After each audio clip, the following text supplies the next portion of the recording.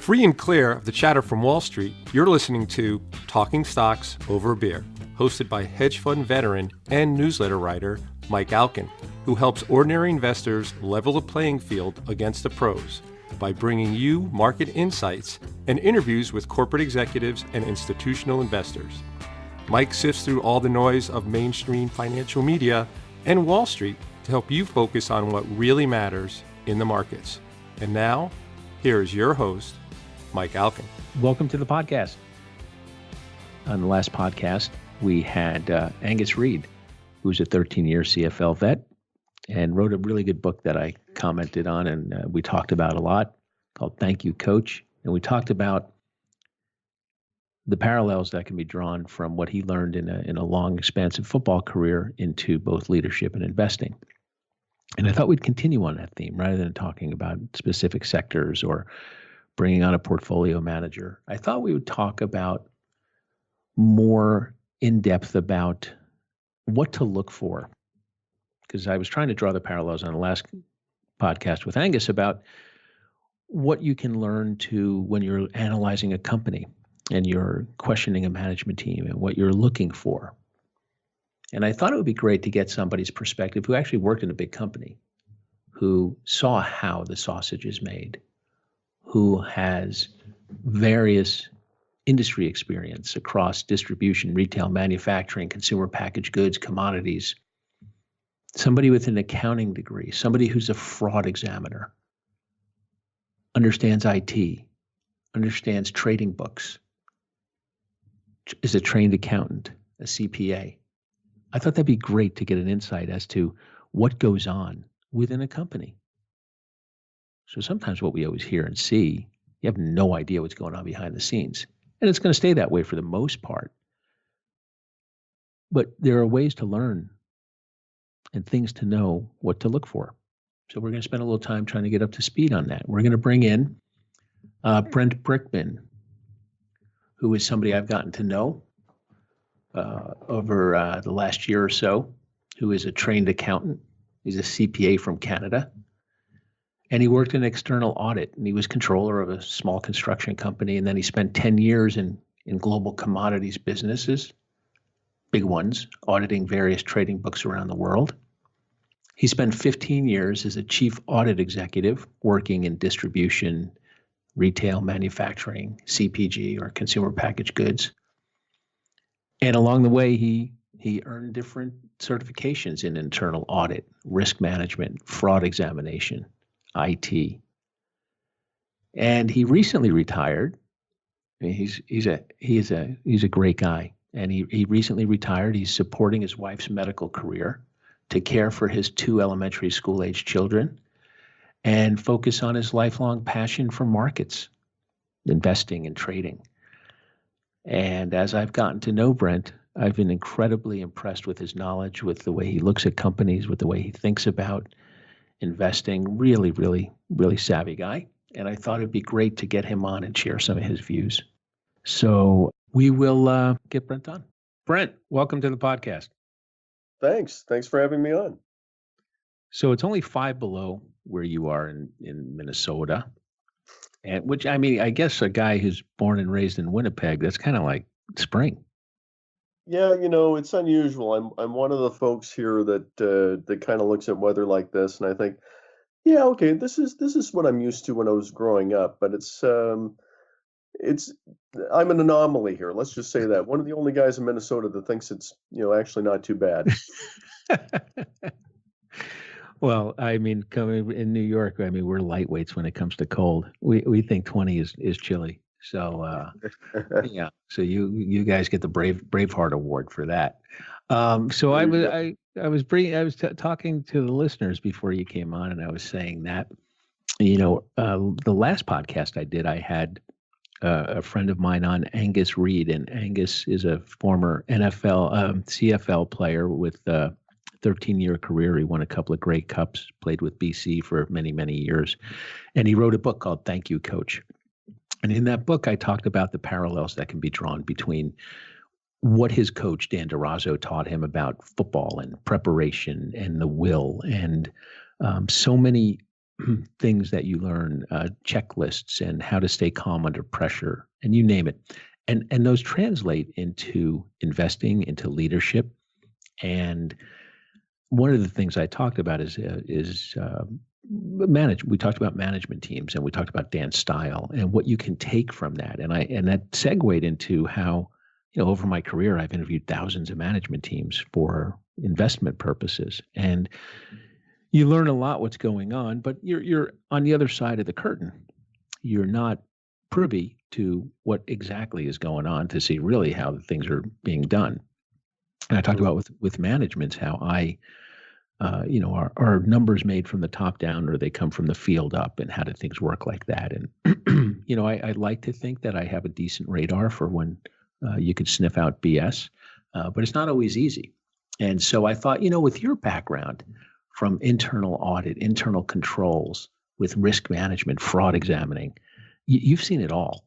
And I thought it'd be great for us to talk about life inside a corporation and how, like, what investors know and what they don't know and what they could be thinking about and looking for. So why don't you just really, your core of what you did was you were an internal auditor. So for listeners who don't know what that is, why don't you explain what that role is and what you did and why it matters? Well, sure. Well, internal auditing, if you look at what the definition is of it, internal control, basically it's all the things that people do to achieve a company's objectives or an organization's objectives.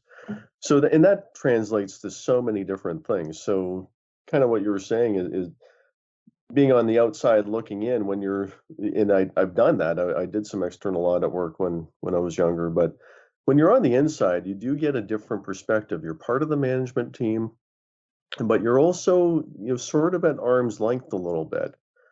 And you can see that with how, most internal auditors, a lot of them are going to have a finance background, much like mine.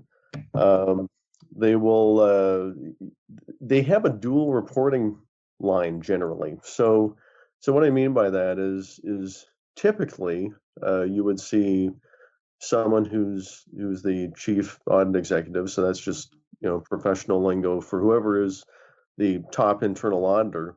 They're going to report in a couple of different directions. So they're going to report often administratively to an audit committee. So the audit committee of the board, and then they're going to report functionally to management. And it's usually a C-suite position. It's usually a CFO, but it can be CEO, it could be general counsel. And this function is really part of a monitoring mechanism within a company. So you do kind of like what you did, asking management a lot of questions. Me and my team, we do the same thing, but we do it from an internal perspective. And you, as you can imagine, get very good at asking a lot of open-ended questions and kind of doing the Columbo routine, like, just one more thing, and how to understand that, and that kind of deal. And you really do gain a different perspective on a company from the inside like that. So it is difficult, I think, for people on the outside to really understand how messy companies can be internally and the personal dynamics that go on and so on. How does it work? So you say you report into the C-suite. So when you're thinking about internal controls and you're trying to make sure that the systems in place from an accounting standpoint, technology standpoint, are not deceiving people.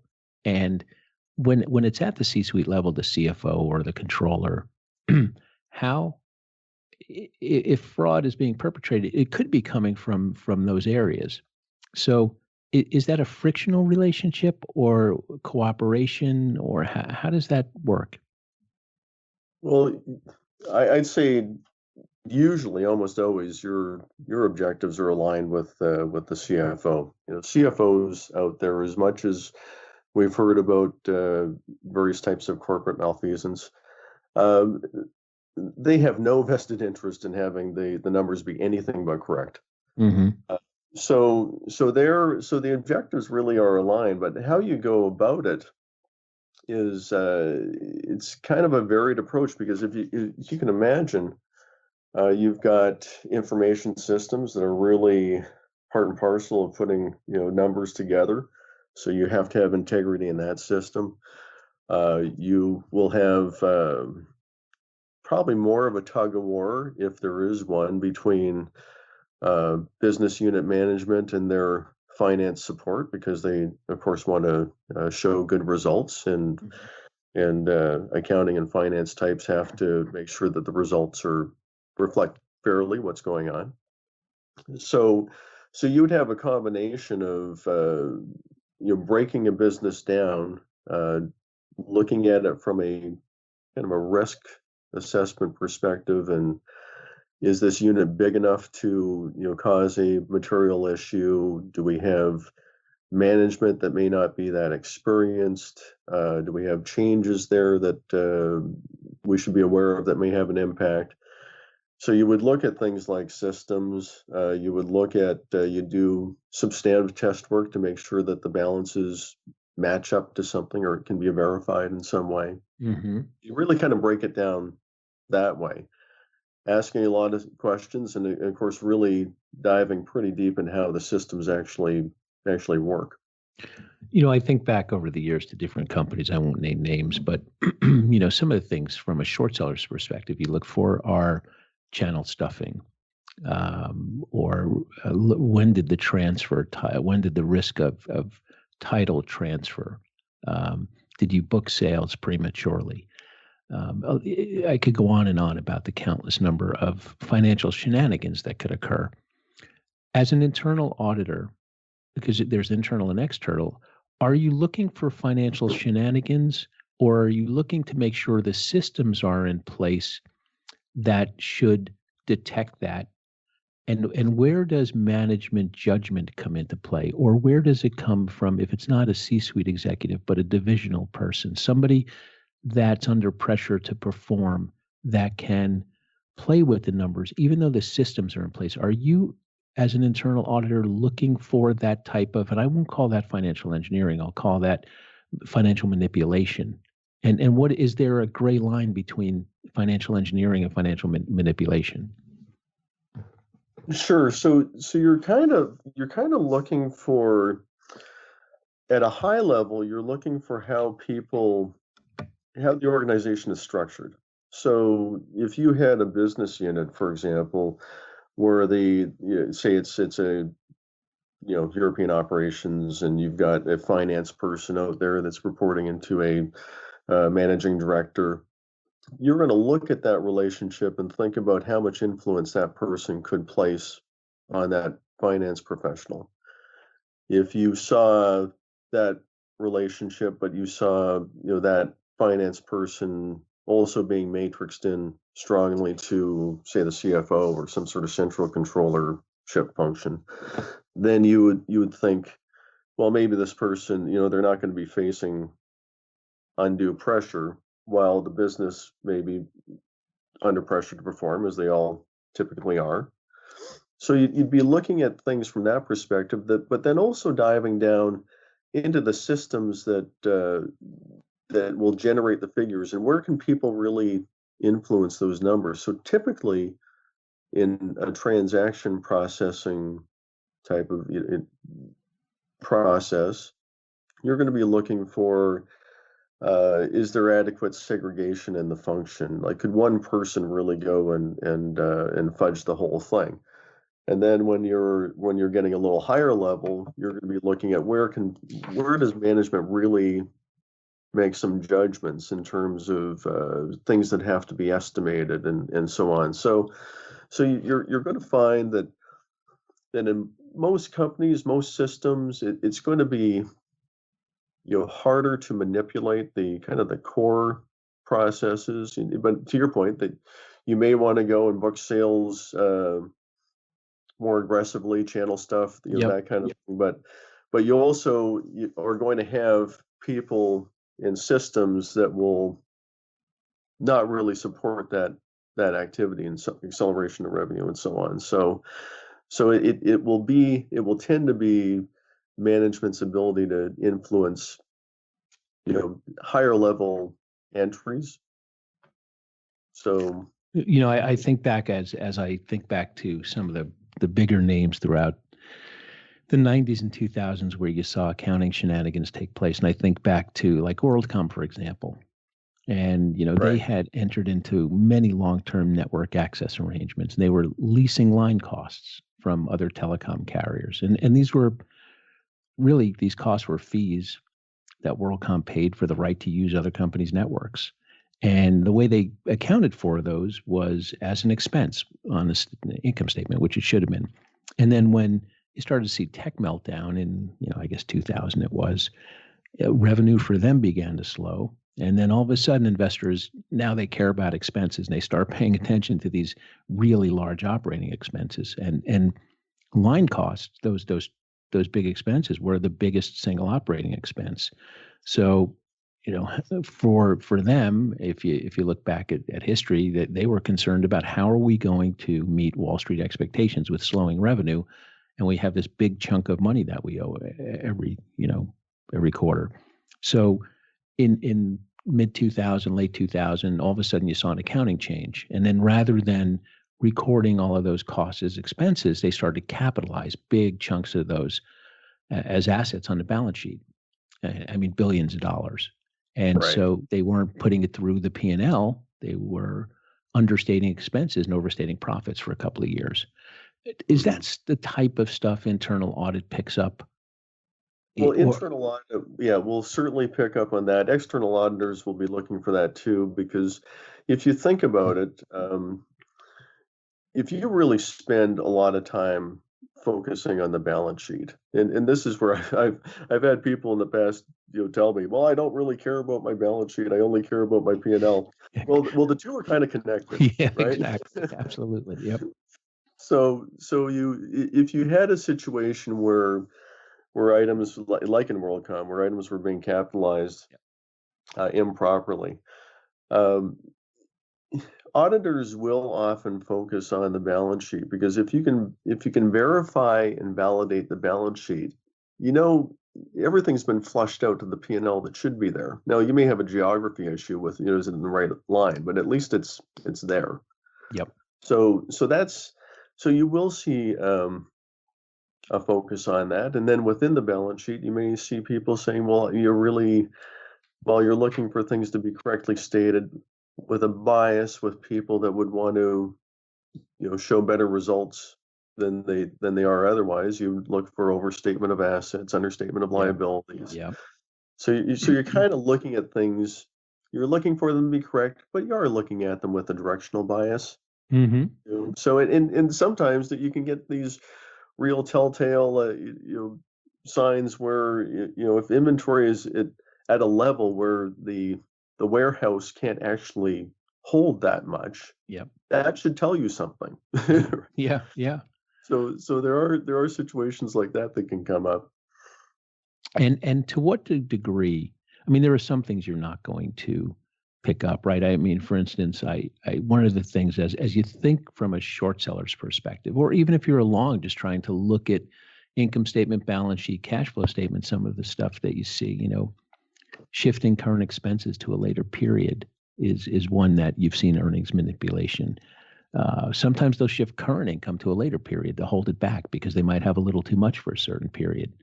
They could shift financing cash flows to the operating section, right? You can inflate acquisitions, you can inflate disposals of businesses. You can all sorts of stuff that you can manipulate. They could show misleading metrics. To what extent are you interacting with the external auditors in the normal course of business?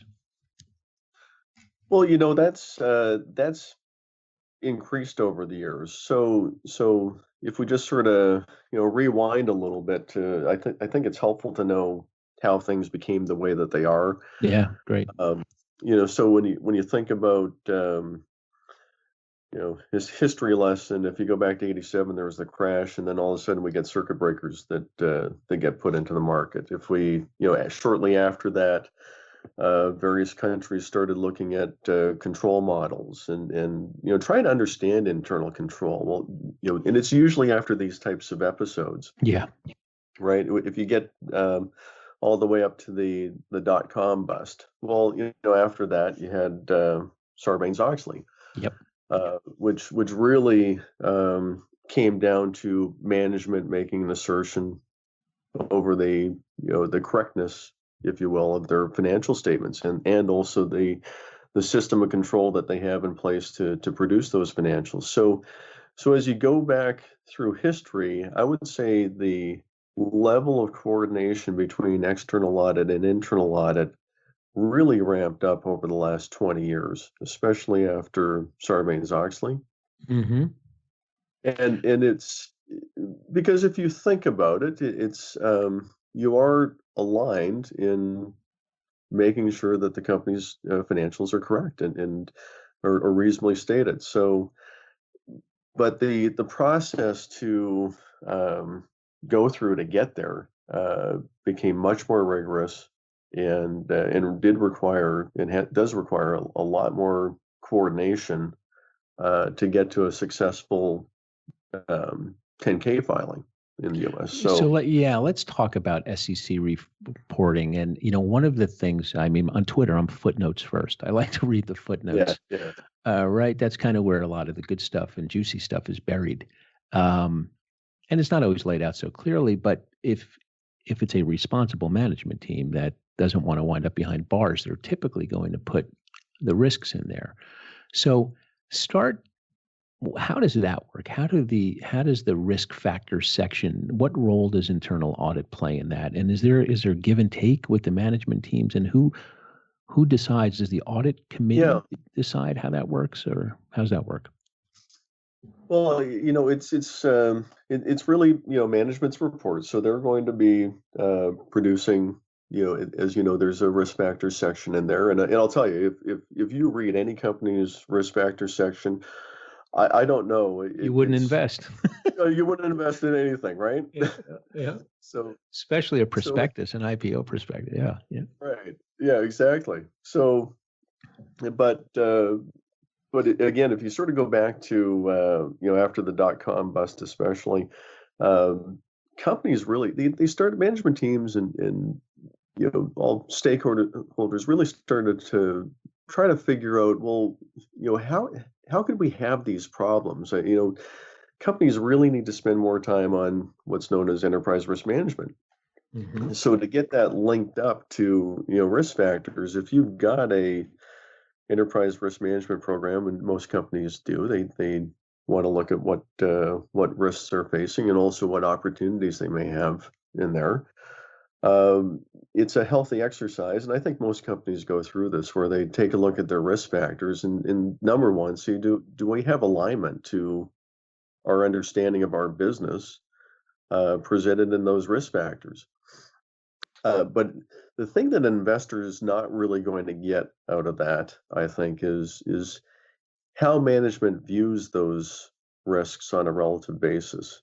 Which ones really are more likely and would have a more significant impact if that event occurred. So I think risk factors you will see there's quite a laundry list in there. So investors, I think, really, would do well to, they start to get to know management teams. They listen to the calls. They kind of, they look at the risk factors and really start to sense, okay, well, what's truly a risk for this business? Absolutely. That's such a great point, because there are some risks I look at. I'm like, well, that's every company, and you just start going through the list, and you really want to identify what risks are relevant to this company. And it's amazing to me, though, how often when a company blows up, it was there. They told you it was there, and you'll read a sell side report or you'll see people talking about it, and they never even brought it up.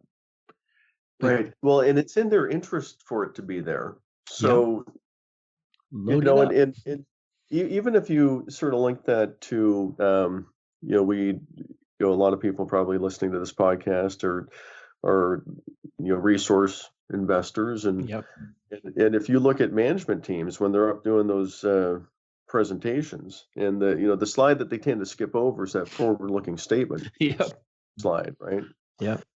That's basically the slide that tells you that everything they're about to say may not happen. Absolutely. Yeah. And if it does, it's not their fault, right? Right. So there's also that too, in addition to risk factors. These are companies that run by people, and they get messy, and things can happen that you're not expecting. So it really is in their interest to have all those things laid out in the risk factors. But I would say for most people, it'd be hard to sort out without really spending some time understanding the company, which ones make sense. Well, it's funny. You just said these are companies run by people, and things happen. And one of the things I've always chuckled at over the years is you look at the company XYZ, make it up, and people will say, well, they've hit their quarterly numbers for 28 consecutive quarters, and these guys are just a home run. And I'm making up numbers here, but they are just reliable. I look at that and say, it's impossible to hit quarter after quarter to the penny when you have multinational companies where shit happens every day, every minute of every day, and they come in to the T. So you just assume there's some level of financial engineering taking place where there are reserves, or there's something that they have, because it's too hard. Things happen. Right? Think about running your house every day. Well, every day there's something. Right. Well, and we won't name names, but you can probably imagine a couple of companies in the past, more so 20, 25 years ago, where they're just hitting every quarter, and it's like clockwork, and you're kind of going like, well, that's just not how life is. That's right. So it kind of gets to, and this is a thing with risk management that people will tend to look at that as a good thing. I would look at something like that as a red flag. Well, that's just not reflecting what reality is likely to be. So if you think about, I don't know how many statisticians might be listening to this, but if you think about normal distribution curves and think about kind of a popular improvement exercise that companies would go through, particularly in manufacturing, would be Lean Six Sigma, and that gets you into standard deviation analysis. And if you think about a normal distribution curve, well, once you get out one standard deviation, say you've got like 2/3 of the population. If you take another standard deviation, get out two standard deviations, say you're up to 95%. Maybe at 3, you're up to 99 something. So you've got most of the population in there, and the tails are very, very thin for 4 to 6 sigma events. If you look at S&P returns, say over the last 80 years, it isn't a normal distribution curve. The tails are actually pretty fat. The peak of the distribution is going to be a little higher. So people get fooled into thinking that, events that are not very likely to, they think they're less likely to occur than they actually are. So black swans aren't always so black then. Exactly. So you start, and once you start analyzing some, black swans, you start realizing, well, there actually were some signals. It's very difficult for most people to, for various reasons, and it again comes back to people being people. They get stuck with cognitive biases, heuristics, different things that fool them into thinking that something that is actually occurring isn't. So it's pretty fascinating once you start peeling it back. But getting back to the point about being able to chunk up your earnings, it's in having them work like clockwork. I think those days are mostly behind us, unless you've got a management team that truly is up to no good, and those are pretty few and far between, I think. But I could think of one, but but there may be one out there, but I'll let that go. So I mean, let's talk. When we were talking, and you and I were kicking around what we're going to talk about here. You mentioned fraud, and possession's 9/10 of the law, 9/10 of the law. And, you talked about the fraud triangle: motive, opportunity, and rationalization. And talk about how, as an internal auditor, you are, are you wired to look for fraud? Is it something that, you assume all these checks and balances are in place, that it's not going to happen, or how do you work through that? And because you mentioned the Columbo, right? You're going in there. Are you going in there thinking every day something fraudulent is happening here? Let me see if I could find it, or is it more just let me make sure the checks and balances are in place that this doesn't happen? I think what you're doing more so is kind of just recognizing that people are people, and they're going to have various types of motivations. They'll be financial because they want to get their bonus, and so they want to make sure that the business unit is performing well. So you're going to go in with a recognition that people are going to have certain motivations, and if taken too far, you end up with fraudulent activity. So I came across this pretty early on in my career. I had, as you're trained as an accountant, they talk about fraud and error, and they say, well, you're probably never going to see fraud. It's always error. Well, I think one of the first jobs I was on, fraud. I was on it was an insolvency. Tell us about that. Yeah. Well, it was interesting. It was an insolvency job, and I was external auditor and called in to help on this job, and told my boss to go, well, go through that office and see what you can find. And so I'm sniffing around, and I found a corporate seal. So this would be the thing that you would emboss paper with to, when you're signing up an agreement. And so I found this seal, and I got a blank piece of paper, and I looked at it, and I went, well, what company is that? Found an agreement. Well, it turns out that that the fellow that was running this business had faked a contract with a supplier and used it for securing financing from the bank. So I went to the bank and it was really my first experience doing this sort of thing. Sat down with the bank manager and literally saw the blood drain from his face when we presented him with these facts. So, and the poor guy, so these are the types of things that happen when you go in, and then you're in a position where you really have to lock down the assets. You don't know who owns what, right? Really, who has a security interest in what. So the first thing you do is really lock everything down. So that's where I kind of get down to businesses get messy, especially in those circumstances. Possession is 9/10 of the law.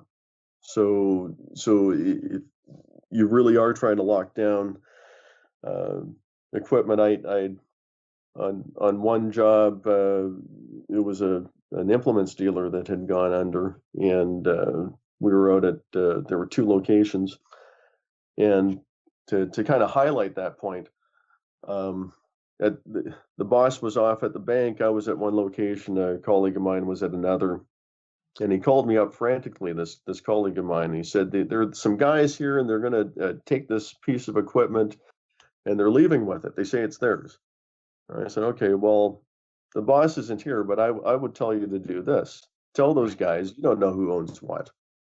And if they leave with that piece of equipment, you'll consider it stolen, and you'll report it to the police as stolen property. Right.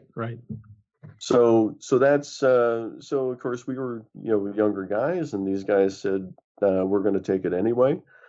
Took it down the highway. They were stopped by the police down the highway, told to remove it from detach it from their truck.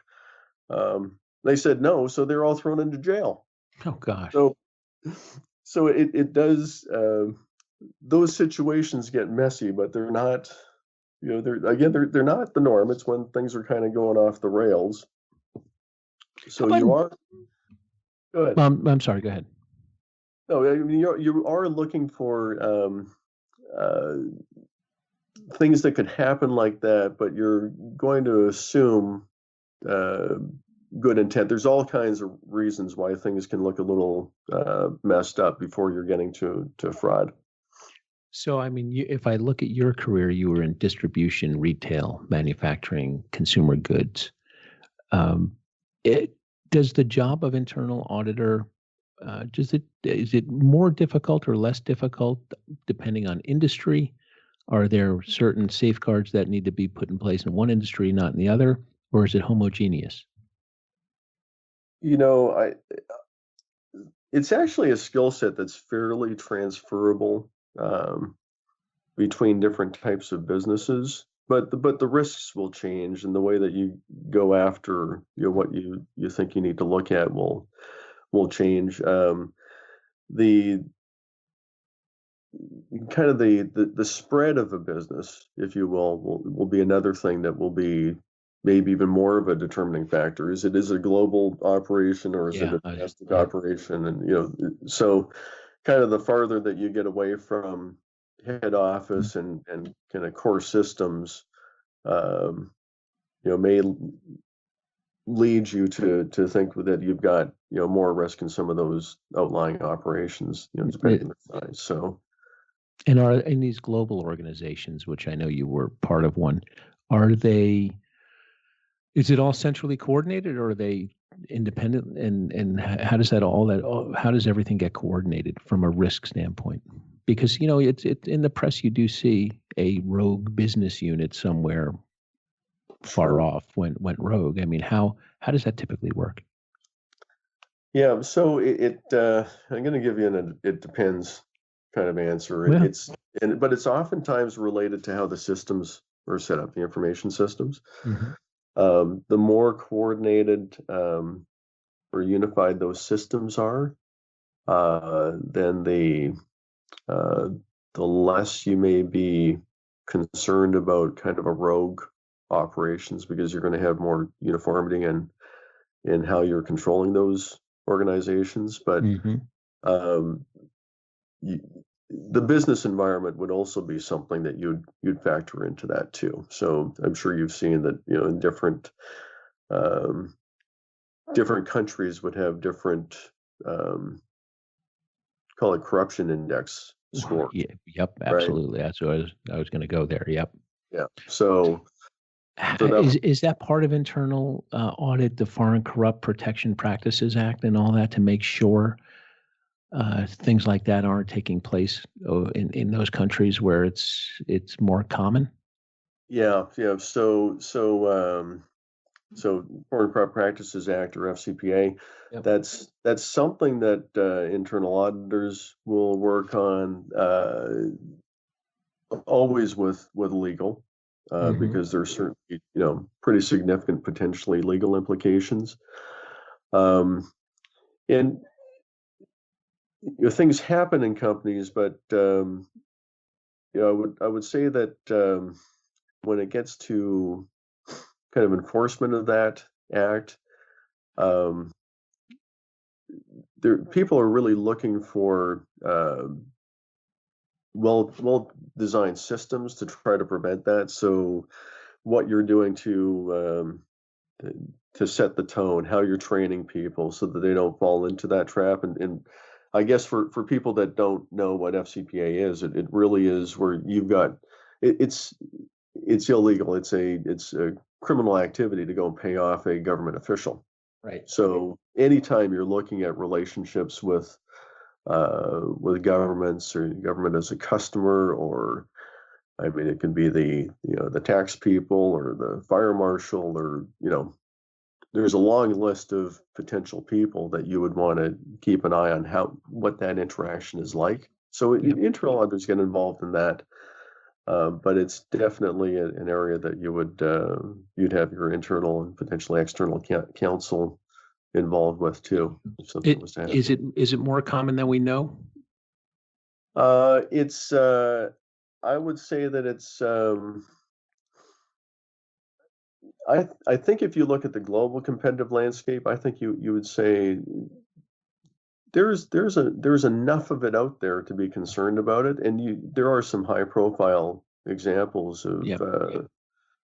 Various companies that they basically have have a monitor in the business now because of past activities. So, but I would generally say that for most developing economies, there's enough awareness now, and certainly that the penalties are pretty stiff. I'd say there's less of it now than there was 10, 20, 30 years ago. Well, you said something about information technology, and just through life, I have friends in the software industry who sell into companies. And some of the things I hear about some companies that you might, just think about it, like what a calamity their technology is. And we think, everything is, we see these big companies out there selling software. You think every company has it all together. And I always laugh when you see big mergers of companies and, these big cost savings programs. Over the years, you look and the IT programs are just a calamity when they're trying to merge ERP systems, right? But even down to the individual level of what programs they're running, and yet you've got disparate systems all over the place, which ultimately can lead to poor business decisions. It could be you may have poor decision making because of it, or just poor reporting. So, what role does internal audit play in working with the IT department? And I guess one of this, because it's a lot when I speak to companies, is tell us what you're using, how you're using it, how it's integrated, what are you doing to improve that, and then secondly, that the next level now has been all this cybersecurity that's come into it. So talk about the risk to businesses from IT itself. Sure. So when you have, I look at this more in terms of you can get faulty decision making that would come out of how your systems roll up, but you would also you just have more infrastructure kind of layered onto the company. So the more different systems you have to operate, it effectively creates multiple control environments. It really does get centered around the big systems. So you're layering on cost doing that, and also to sort of that cybersecurity point. This is something that really started to move up the kind of the top 10 list on audit committees in the last 10 years, especially. Kind of the resilience that a company has against various types of cyber attacks, and it's interesting to kind of break that down too. You can get hackers out there that are just messing around. They just want to disrupt operations and send out viruses and see how far they can push those out. You'll also get people that want to infiltrate systems in a way to make people send cash their way. It's funny, and everyone's cash is the same. It's the same color. Right? Yeah. So that will, and that's harder to control when you've got multiple different systems.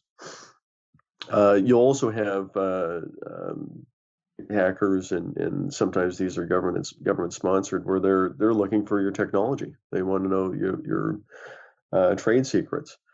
And we, there's been more stories about that in the news lately too, with what's happening with the U.S.-China trade talks in particular. So did you have, and I know you spent a lot of time over there. Can you talk about what that environment's like? Sure. It's certainly different than most environments I've been in. It's a developing economy. So when you think about the people that I would interact with, a lot of them didn't really, especially more early on, didn't really have anyone that they learned from per se. They kind of learned as they were going, whereas in a more established economy in the US or Canada or Europe, you'd have a mentor and they kind of say, okay, it works this way. And so there was that dynamic because things were just moving so fast it was something to see. My first trip to China was in '95. Very different place 10 years after that. So in that environment, it's there was also more just a different view of intellectual property rights. And that truly is maybe a case where it was a little more possessions 9/10 of the law. Yeah. If you didn't want me to know it, you shouldn't have shown it to me. That kind of thing. So it was challenging from that standpoint. So you would see, because the environment was different, and also the legal system was different too. I'd say in terms of just a recognition of those rights and what your legal remedies might be. You would see companies that might organize themselves a little differently just to be able to successfully operate in that environment. So you could break things up a little bit more, so it's harder to put the pieces together. Yep. For local actors. That would be a strategy that the companies might use. But it is important. It's a different environment. You have to be aware of the environment that you're operating in and what you might do differently. So let's go take a step back. You're an internal auditor and you find something. You find channel stuffing. You find capitalization of expenses that should be ongoing. You find that they were selling assets and not getting the price, but they were reporting higher prices, whatever it may be. Walk us through what an internal audit executive does in that case. How does the information flow and get to the people that need to be aware of it? Well, in those, whatever example it would be, in those situations, you'd be looking for really getting the facts to the extent that you can determine what they are. Is this an error? Did you have someone that really was just not competent for doing what they were supposed to be doing? And usually the answer is going to fall into like about half a dozen different buckets before you get to someone that's that's caught up in that fraud triangle. They have, motive, opportunity, and rationalization. They had some reason for doing it. They had the opportunity to do it, and it was rationalized in some way. So let's say we get all the way down to that point. Now, you're really, at this point, you'd be talking to people on your legal team and how you're collecting information, because you're trying to determine, do I have something that is that's criminal and may lead to working with outside law enforcement, criminal prosecution, or is it kind of low-level fraud where I'm going to report it internally, but maybe someone or a few people get fired. You have to sort of use some judgment in terms of the size and what it is. If it's big enough, it will certainly go up to or should go up to the board through the audit committee and can be a discussion point with your external auditors too. That's what I was going to ask you that. So, and what about lawsuits that are filed against the company? I mean, some big companies have a lot of lawsuits filed against them alleging a lot of stuff. Does internal audit review those lawsuits and what's the process that occurs there? Yeah, it will kind of depend on the call it the competence level of the internal audit function. And really, I mean by what its role in the company is. So, but oftentimes, if there was something like that, auditors would be deployed to go and do some fact gathering to be able to create a defense against that type of situation and understand what's going on. There are such things as frivolous lawsuits where people are as well as I do. There are some firms that will just sort of they're looking to get paid to go away. But that's how auditors would jump into something like that. And it's important to know too, when you've got different things going on in a company, auditors are in a position where they can work with their internal counsel, and they create an attorney-client privilege cover doing that too, right? So so those activities are not necessarily discoverable or easily discoverable. So those are some of the types of things that you'd be thinking about as you're going down that path. But I'd sort of come back to so much of this is human behavior and how people interact with one another in systems. And I interviewed a person once that I was convinced was lying to me about something, and I told that person's boss. Said, okay, well, I talked to this person, and I think they're lying, and the boss said, well, I can't believe that person would, number one, lie or do anything that would be unlawful knowingly. And I was like, well, what are you talking about? I mean, everybody lies. So, sorry, but right? Yeah. And you're talking to an internal auditor, so yeah, I mean, it's like and number two, I mean, knowingly doing anything. Well, do you drive a car? Yes. Do you ever speed? Yes. Do you know what the posted speed limit is? Yes. Well, yeah, right. You've got to motive, opportunity, and rationalization. Then it gets to matter of degrees, right? Yep. It becomes a study in that regard as well. So well-designed systems will go and try to remove opportunity, as an example, to reduce the level of fraud. That makes sense. Yeah. Have you? What's how is internal audit viewed within the corporation? Is it how the police would think about their internal affairs department? Is there a natural friction is there a natural fear? What's the relationship? Well, there's a continuum, and I would describe it more like on the one end, business partner, and on the other end, it's effectively corporate cop. Yeah. So, and my personal view was to try to run it down the center. I mean, you need to be able to work with people internally. You need to, demonstrate that you have partnering capabilities, and after all, you are all interested in making the enterprise a success. Yep. But on the other hand, you've got these fiduciary responsibilities, and it's going to lead you to a place where there's going to be friction and conflict. So I would tell people that don't go into internal audit unless you're comfortable with dealing with conflict. Yeah, it's just you chose the wrong career path otherwise. Yeah. So it is, there is a balance there, and I would say the pendulum has swung within that too. It went pretty far to business partnering. It ran pretty far back to corporate cop, and it does oscillate.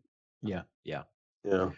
So here you are now. You're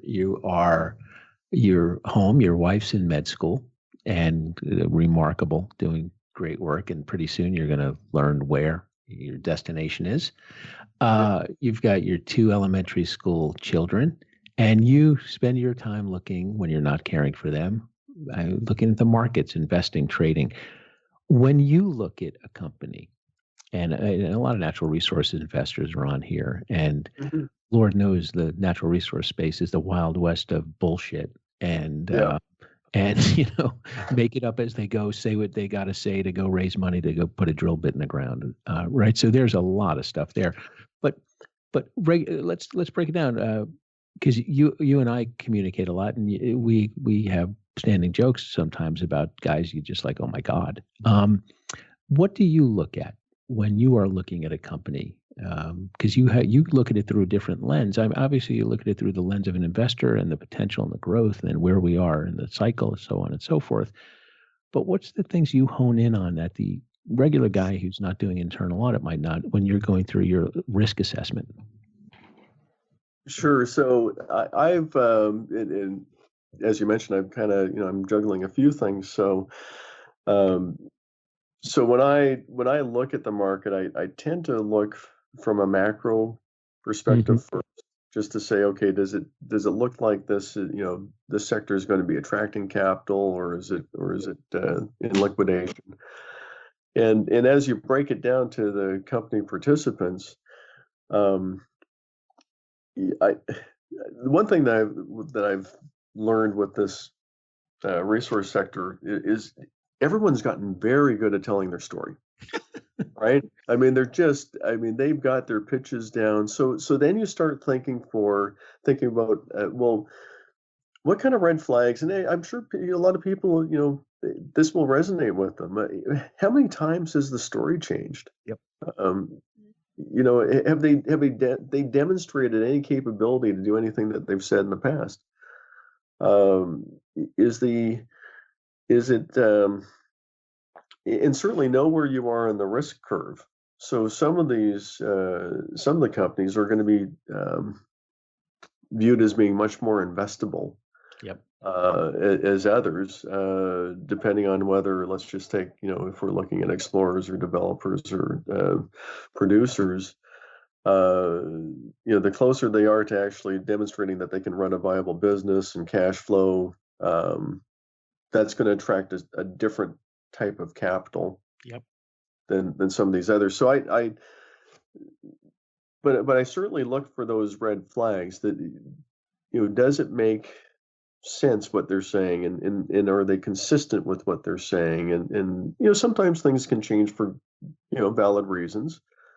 But I look for those red flags first, and if it kind of passes the sniff test from there, then I dig a little deeper and see, listen to what the company said about it, read the Q's and the K's, gather more information that way. So, but it is the Wild West in much of that space, right? It is, and the more you talk with them, the more you can fall prey to the story.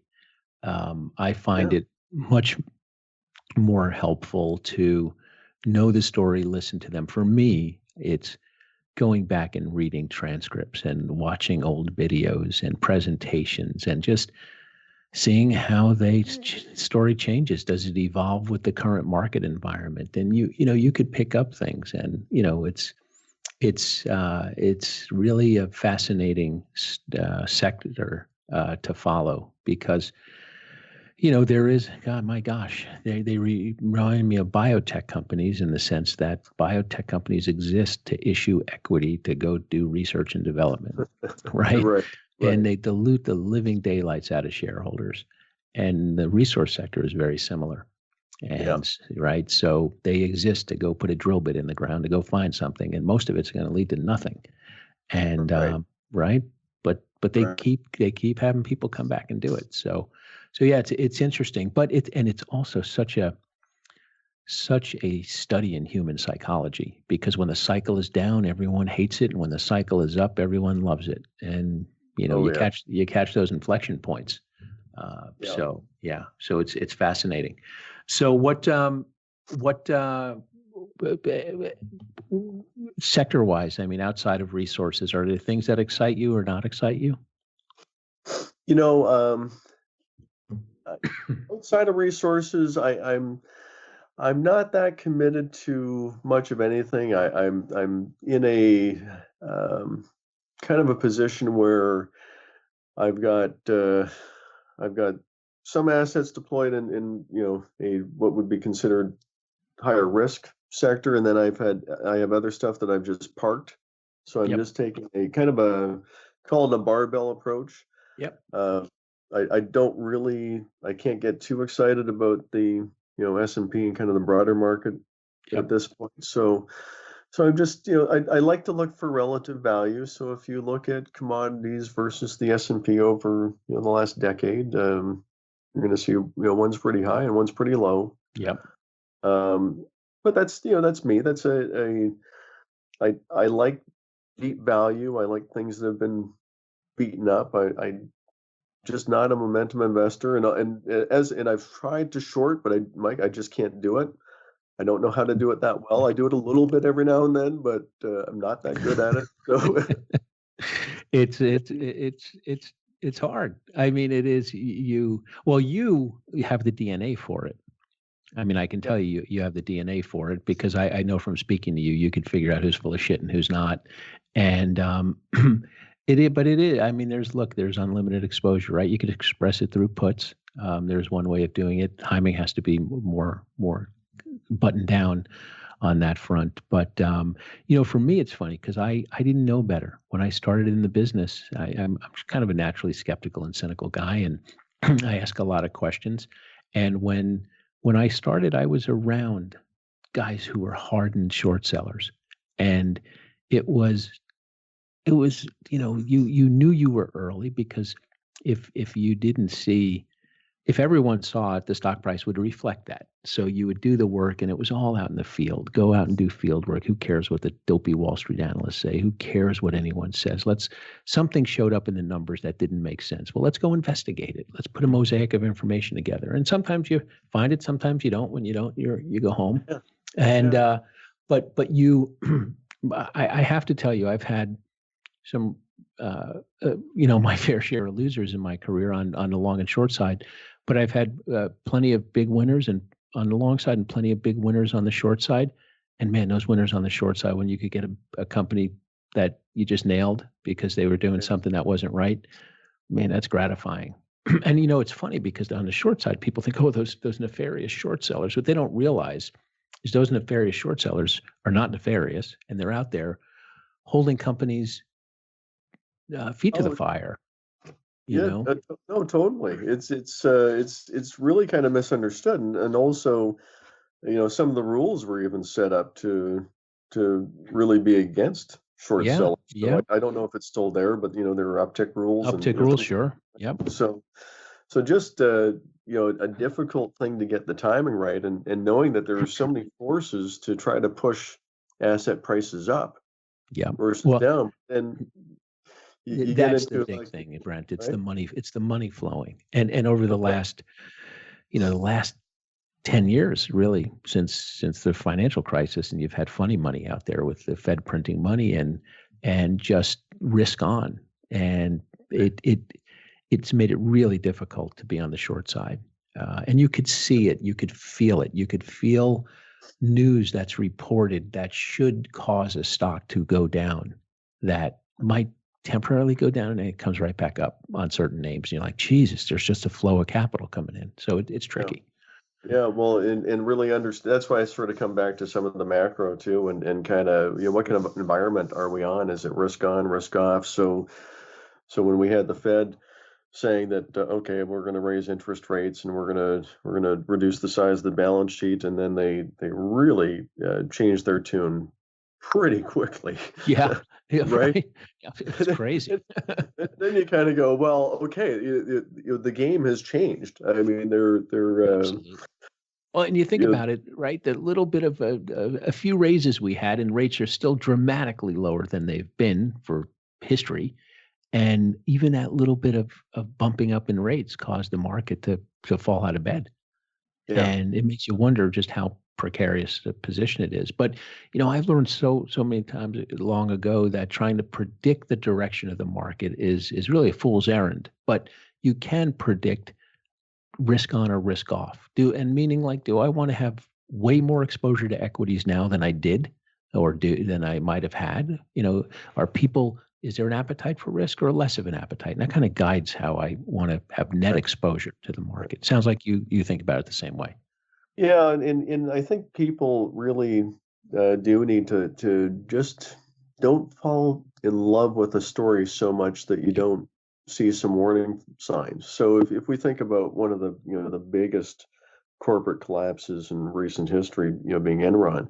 Yeah. I remember back then reading in a paper that the CFO was effectively self-dealing with these special purpose entities. And I was just kind of like, okay, well, the company is totally uninvestable. I mean, you didn't really have to know that much Right. more than that, Right. right? Yep. Yeah. And it still had a ways to fall from there. So people can the signs are out there, but if you're really kind of in love with the story or buying the dip, it's going to be harder for you to change your psychology around it, I think. There was and I'm going back, I'm testing my memory now, probably 15 years. There was a resource company, and I won't even say the sector, that had a technology that was supposed to be pretty good. And we had done a bunch of work, me and a couple of guys in my firm, and concluded that this was nonsense, that it wasn't going to work. And but the story was great. It was really a good story, but we just knew from people who had used this stuff, it wasn't happening. And we went, and so we did our field work, got really comfortable. We said, all right, well, let's, we've heard of the management team at conferences. Let's go meet them. And we, you don't walk in saying, hey, I'm short your stock. You said, hey, we're interested in learning about the story, an institutional investor. Mm-hmm. And showed up, and it was literally community theater.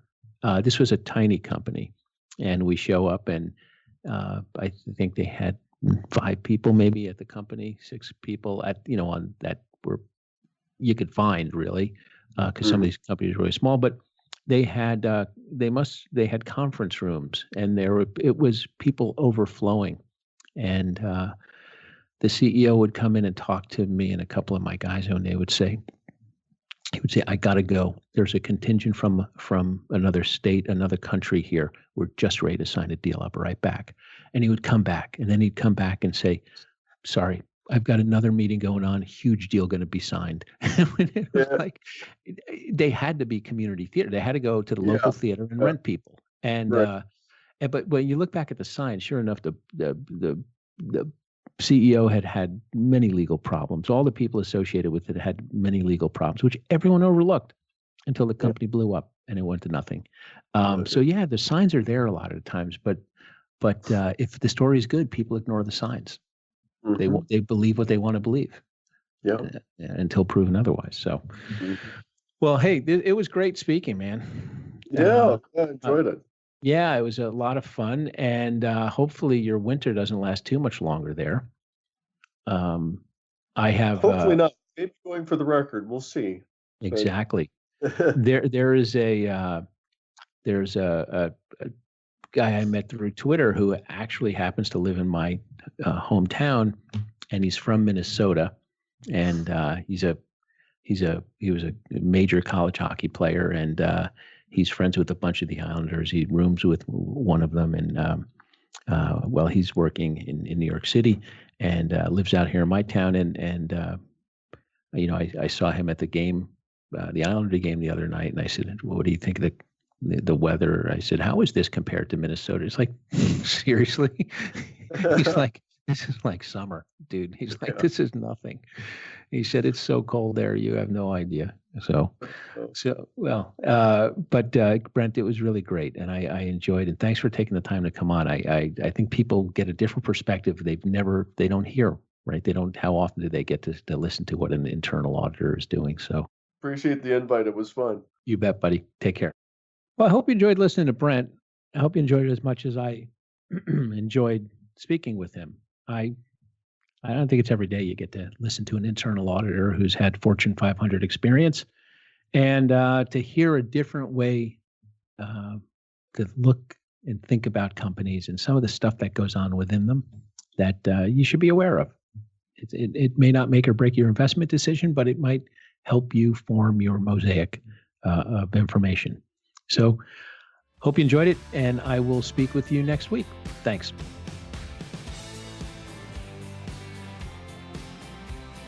The information presented on Talking Stocks Over a Beer is the opinion of its hosts and guests. You should not base your investment decisions solely on this broadcast. Remember, it's your money and your responsibility.